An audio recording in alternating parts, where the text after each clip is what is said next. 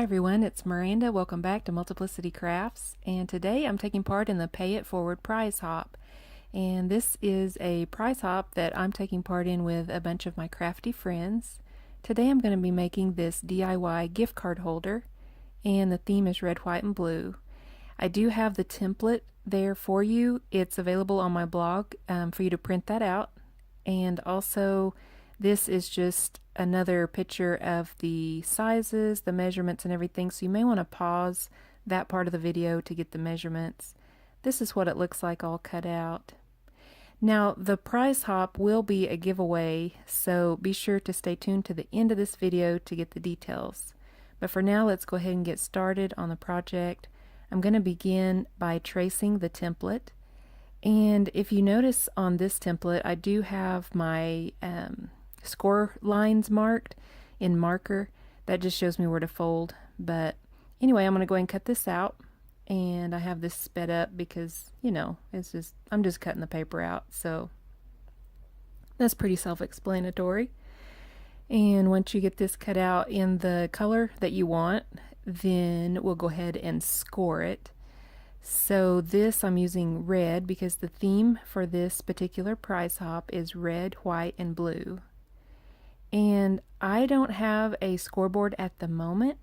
I do plan on getting one hopefully, but for now I'm just using my Fiskars paper trimmer. It's got a groove in there, and so I'm just running my bone folder in the crease there, and it works just fine. You can actually you can buy little attachments to crease paper with on the Fiskars paper trimmer, but this works just fine. And you know, I figure, well, if I can get something to work like this, there's no need for me to really buy the scoring blade. So that's just how I am. So anyway, we'll just go ahead and crease down these folds with the bone folder and just make them nice and crisp. And as you can see, this is beginning to form our box base. And all we have to do really is just glue the tabs, the 4 tabs. And I'm just using a little bit of my glue runner and just adding a little bit of glue on each of the tabs. And you can use any kind of glue that you choose, but I just went ahead and went with a glue runner, and since it dries faster than a liquid glue for this part. So I'm going to go ahead and assemble my box base. And all you have to do is just fold in those corner tabs and just adhere it to the sidewall. So you can kind of see pretty much where it goes. It kind of falls into place once you have it scored. So you just want to adhere those down. And once you have that part done, then you will kind of fine-tune the box, or finish off the box, I guess would be a better word. And just go ahead and you will fold the little flaps that are on top down. And I'm just using liquid glue on this simply because it was easier instead of the glue runner because of the angle of it. When I was running the glue runner, I had to stand my box up on its end, and it just was an awkward angle to try to get a glue runner in there. So anyway, I'm just using liquid glue on this part. And after you glue the little flaps down, it might be a good idea to take like your bone folder or just some flat tool that you have if you don't have a bone folder, and just kind of burnish that in, or kind of press that glue down into the paper so it sticks really well. And this is just really, the box base is really, really easy to make. I do have a cut for this on my Cricut. It's like the Fancy Boxes cartridge, but if you don't have that, this template is that I have available on my blog is pretty much the exact same thing, just a little bit different. So anyway, once we have the box base finished, this is what it looks like. It's just kind of a flat box that would fit a gift card. And so now we're going to move on to decorating the box. And for this video, I just did one panel just to kind of give an example.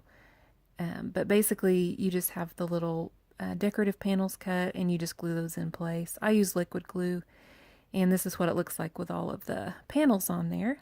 Again, like I said, I didn't glue all of the panels on because this is just an example just to show you how I made the box. So now I'm going to take my ginormous hole punch, but it works really great. It's a We Are Memories Keeper hole punch. Anyway, I'm going to take it and punch a hole in the center there of the box, and that'll be where we put the ribbon through to keep the box closed. And there's an up close view so you can kind of see. I just kind of eyeballed it at the center, but you can measure if you want. Then I'm using some ribbon, and I actually got this as an ombre blue sheer ribbon, and I got this at the Dollar Tree. And they have really, really pretty ribbon there, and so I get a lot of my ribbon at the Dollar Tree. And so I just cut a couple of strips. On the measurements, I think I said 8 inches, but pretty much, you don't have to measure them, just whatever would be long enough to tie into a bow. And I cut the corners at an angle so they fit through the hole that I just punched a little easier. And then when you're putting the second piece through, I mean, you can do both of them at one time, which, would be easier, but, I didn't think of that at the moment. So if you just pull the one to the side, you can usually get that second one in pretty easily.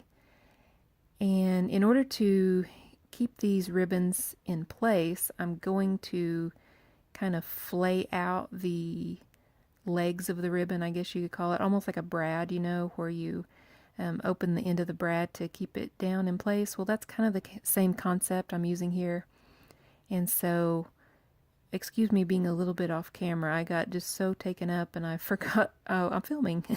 So, sorry that little bit's off camera, but basically I'm just taping these into place. I do have a little bit of glue underneath there also, just to add some more stability. And just go ahead and tape those down flat and pull your ribbons nice and tight. And then I have this panel, which I have the measurements for on that beginning opening slide photograph. And I'm just going to take this and put inside there, and that way it'll hide the inner workings of the ribbon, and it'll just make your box look more finished. Now inside the box, we're going to be adding some foam inserts anyway, so it's not really going to matter, but it just helps it look more finished if that part should show. This is the top lid, and I have that scored and folded. I already have my hole punched in it. And this, again, the measurements are on that opening page. And basically you just want to glue this down to your box. Now don't glue the top part, obviously. There's not really anything for it to glue to, so that's kind of a no-brainer. But you can add either liquid glue or glue runner. I just use my glue runner on this just because it seemed to hold a little bit sturdier. And I'm going to put that along the bottom of my lid, as well as on the crease there on the spine of it where I did my creasing, my scoring. And those two places will be where I adhere the box. And then that just leaves the lid free and open so it can move without being impeded at all. And I usually just kind of fold that back just to make sure it's nice and limber, I guess. Now we're going to go ahead and add these foam inserts, and again the template you'll have, and just cut those out and glue those in. And it pretty much gives you a finished box. Now I did add my decoration and everything. I'll show you here how a gift card can fit in real nicely. It just snaps into place into the foam insert you put. So then you can just close it and tie it in a bow, and it just makes it a really, really nice presentation for if you're giving a gift card.